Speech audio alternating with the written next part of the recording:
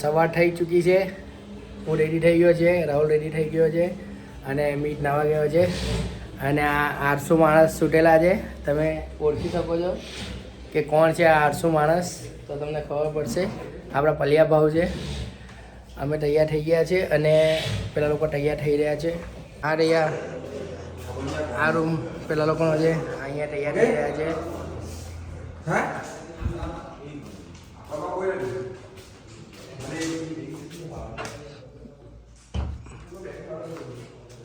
ધીમે ધીમે બધા રેડી થઈ રહ્યા છે. અમે અમુક લોકો બાકી છે, 800 લોકો જે સૂઈ રહી છે એ લોકો બાકી છે તૈયાર થવાના. અમે તૈયાર થઈ ગયા છે. હવે જેવા તૈયાર થઈએ તેવા ચા નાસ્તો કરીને પાછા આગળ જવાના છે પ્રયાગરાજ માટે. આજે લગભગ પ્રયાગરાજ 3-4 વાગ્યા સુધીમાં ક્યાં સાંજ સુધીમાં પહોંચી જઈશું અને ત્યાં જઈને મહાકુંભમાં ડૂબકી લગાવવાના છે. તો આગળ મળીએ. ફાઇનલી બધા રેડી થઈને નીચે આવી ગયા છે અને ચકરી ખાઈ રહ્યા છે. વસીમભાઈ ઉપર સામાન બાંધી રહ્યા છે. હવે આ બાજુની હોટલમાં ચા નાસ્તો કરીને અમે નીકળવાના છે સીધા પ્રયાગરાજ માટે. જોઈએ આજે કેટલા વાગે પહોંચીએ છે. આજે તો પહોંચી જઈશું અમે. તો ચા નાસ્તો કરીએ, આગળ મળીએ તમને. અમે નીકળી ગયા છે પ્રયાગરાજ જવા માટે. ત્યાં ચા નાસ્તામાં મજા નહીં હતી, નથી કર્યો. જોઈએ રસ્તે આગળ ચા નાસ્તો મળે સારો તો ચા નાસ્તો કરવાના છે. અને આજે પ્રયાગરાજ સુધી પહોંચવાના છે અને પ્રયાગરાજમાં મહાકુંભમાં આસ્થાની ડૂબકી લગાવવાના છે. તો આગળ મળીએ. અમે ડાંગી રિસોર્ટમાં આવી ગયા છે. અહીંયા નાસ્તો કરવાના છે. ચા, કોફી, પરાઠા, બટાકા પૌવા, સેન્ડવિચ બધું મળે છે. તો આવો જોઈએ અંદર કઈ રીતનું છે. અમારો નાસ્તો આવી ગયો છે. આ પૌવા છે, પરોઠા છે અને આ છે દહીં. જોઈએ ટેસ્ટ કરીએ કેવું લાગે. નાસ્તો કરી લીધો છે. ખૂબ સરસ નાસ્તો હતો. ઘણી મજા આવી ગઈ નાસ્તો કરવાની. હવે અમે સીધા જઈ રહ્યા છીએ પ્રયાગરાજ. હવે વચ્ચે કોઈ જગ્યાએ સ્ટોપ નથી. જોઈએ જમવાનો ટાઈમ થાય ને કોઈ જમવાનું હોય, હળવો નાસ્તો કરવાનો હોય તો આપણે ઊભા રાખીશું. એટલે હવે સીધા પ્રયાગરાજ જશું આપણે. અમે આ ચિત્રકૂટથી લગભગ 50 કિલોમીટર પાછળ છે. 50 કિલોમીટરમાં અમે ચિત્રકૂટ પહોંચી જઈશું. અને આ હાઈવે પર ઊભા હતા, એક નંબર કરવા માટે બધા ઊભા હતા.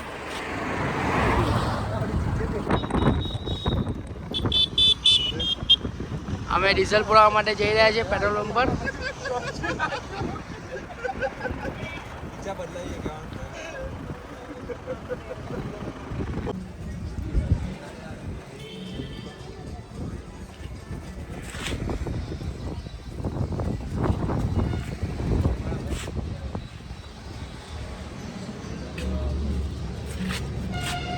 $4,500 ડીઝલ પુરાવાનું છે અમારે.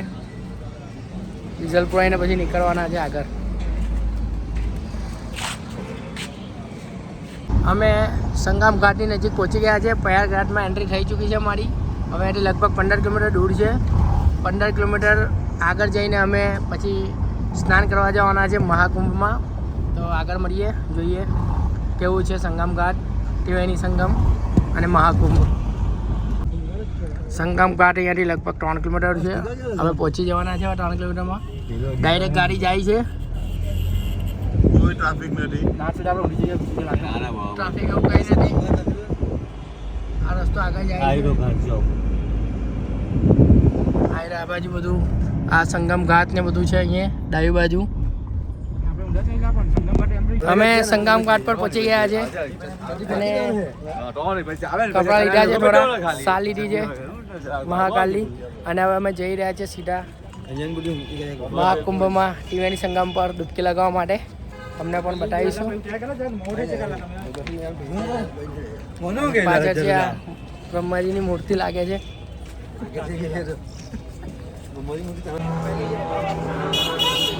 શિવાલય પાર્ક છે અહીંયા.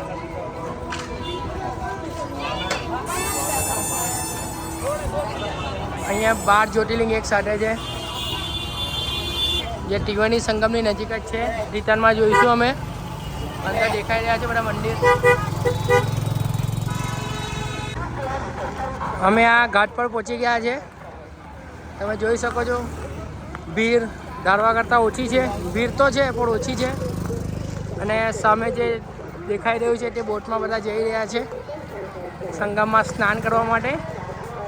આજે ત્યાંથી ટૂર દેખાઈ રહ્યો છે બ્રિજ પાસે એ ત્રિવેણી સંગમ છે, જ્યાં 3 નદીઓ ભેગી થાય છે, યમુના, સરસ્વતી અને ગંગા.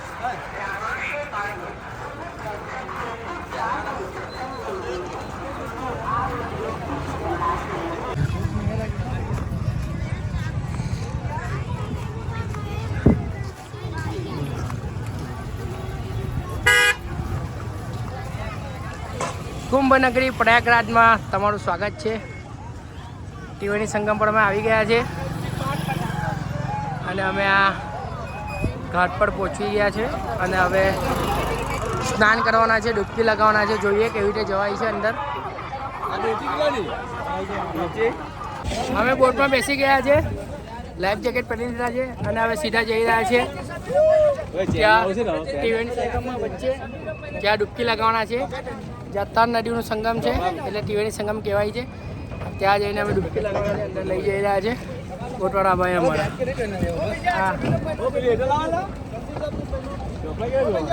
બધા બેસી ગયા છે, શાંત જણા અમે જઈ રહ્યા છે અંદર. હવે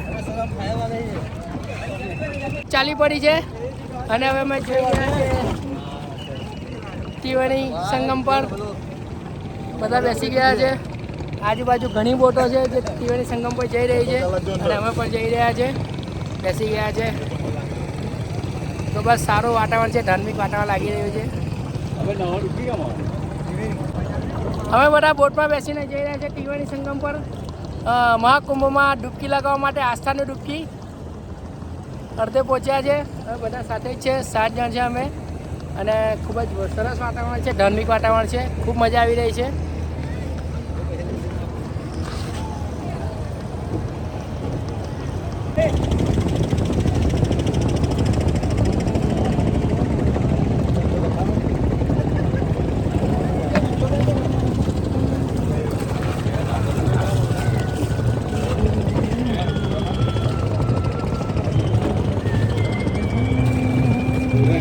અમે ત્રિવેણી સંગમ પર પહોંચી જવાના છે. હવે થોડેક જ દૂર છે, આ બધી બોટ દેખાય છે ત્યાં છે ત્રિવેણી સંગમ.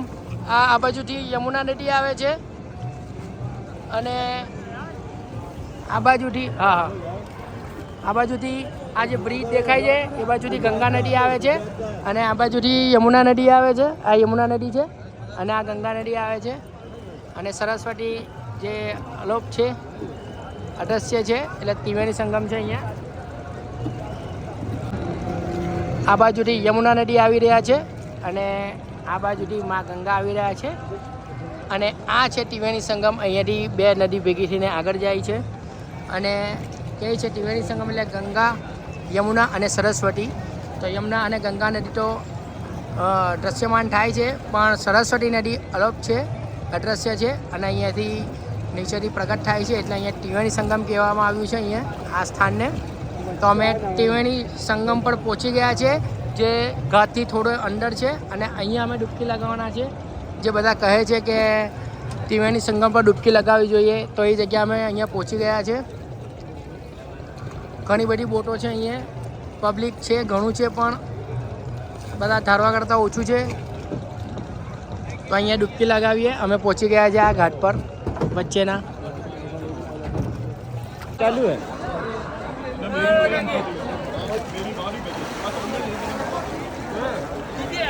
ચાલો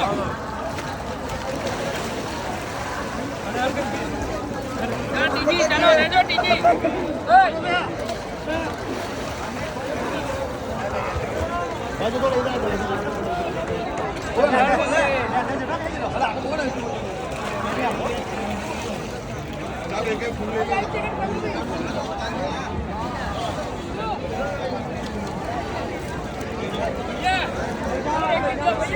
एक खड़ा वाला भी ले लेना.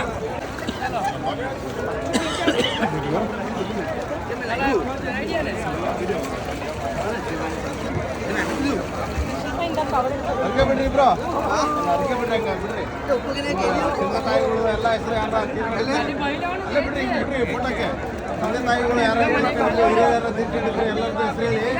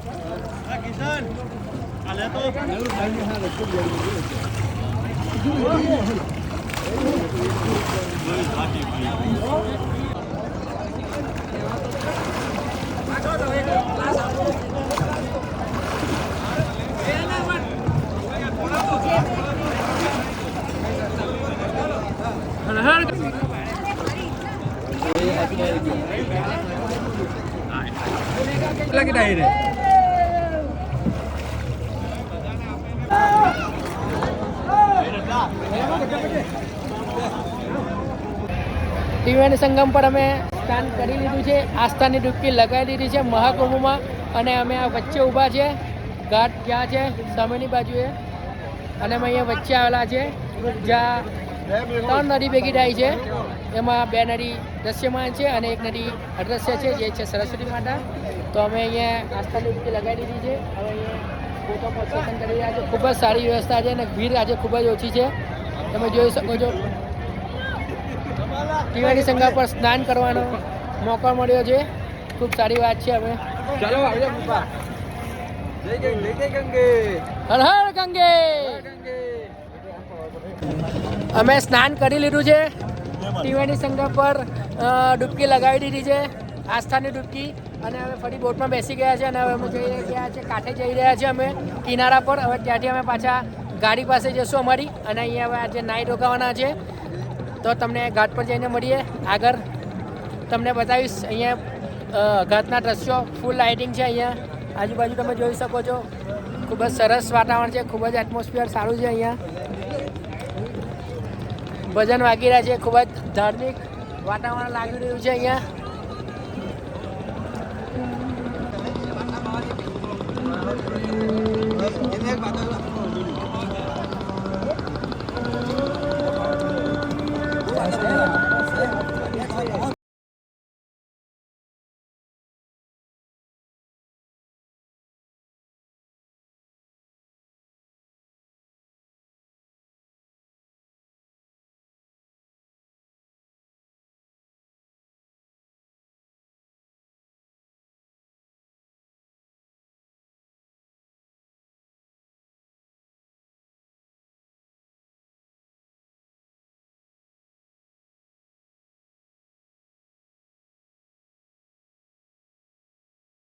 અમે ઘાટ પર પહોંચી ગયા છે અને હવે સીધા અમે જઈ રહ્યા છીએ અમારી ગાડી પાસે.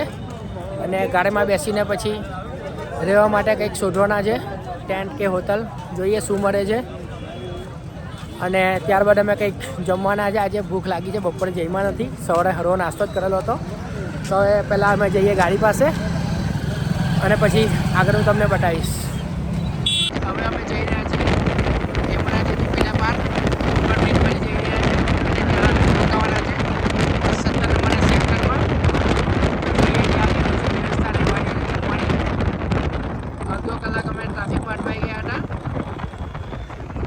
સામે બ્રિજ છે, ખૂબ જ સરસ લાઇટિંગ કરેલું છે, ખૂબ સરસ લાગી રહ્યો છે.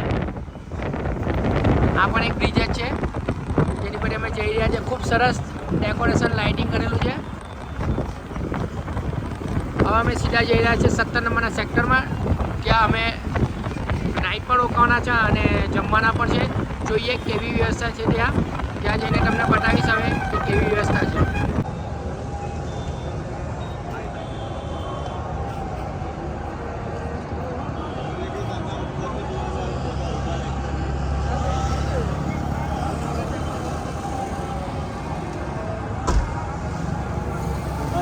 કુંભ મેળા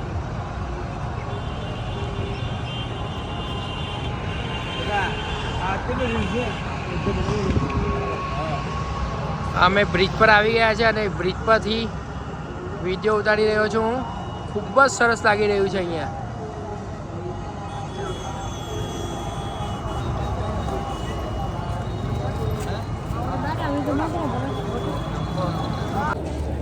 અમે આ જમવા બેસી ગયા છે. બાપા સીતારામ સંસ્થા છે જે સેવા પૂરી પાડે છે, સચિનના છે. જે અહીંયા અમે કિનારા પર ગંગા માતાજીના આપણા જે ઉપર છે ત્યાં જે બધા અખાડાઓ છે તેના વચ્ચે 17 નંબરના સેક્ટરમાં અહીંયા બાપા સીતારામ તરફથી સેવા આપી રહ્યા છે. ત્યાં જ અમે જમવા બેઠા છે. કુંડી અને ગાંઠિયા આવી ગયા છે, શાક રોટલી છે અને ખીચડી છે, ખીચડી કઢી. તો અમે અહીંયા જ્યારે જમવાના છે. ગુજરાતી જેવું જમવાનું છે, સરસ છે જમવાનું, એટલે અમે આજે અહીંયા જમવાના છે. તો જમીને પછી જોઈએ ક્યાં સૂઈએ, કેવી રીતે સૂઈએ તમને બતાવીશું. તો પહેલાં અમે જમી લઈએ. આ છે આજનું અમારું જમવાનું: ગુંડી ગાંઠિયા, શાક રોટલી, ખીચડી અને કઢી. ગુજરાતી જેવું બાપા સીતારામનો પ્રસાદ છે. તો અમે ખાઈ રહ્યા છે અહીંયા. ફાઇનલી પ્રયાગરાજમાં જ અમે રૂમ રાખી લીધો છે. એટલે પ્રયાગરાજમાં નથી પણ જુસ્સી કરીને બીજું એક સિટી છે ત્યાં અમને રૂમ મળી ગયો છે. ડોર્મેટરી હોલ જેવો એક રૂમ છે. એમાં અમે બધા 7 જણ સૂઈ ગયા છે. 7 બેડશીટ આપી દીધી છે અમને.